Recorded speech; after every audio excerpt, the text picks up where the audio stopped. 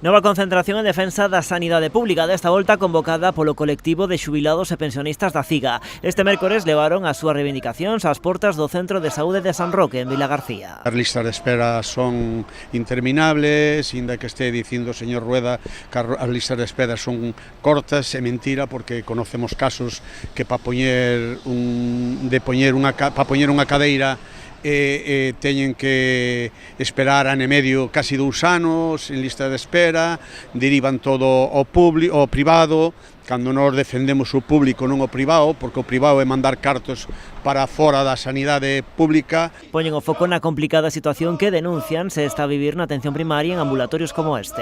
Cando antes nos centros de saúde pedías unha cita médica, normalmente xa daban o día seguinte.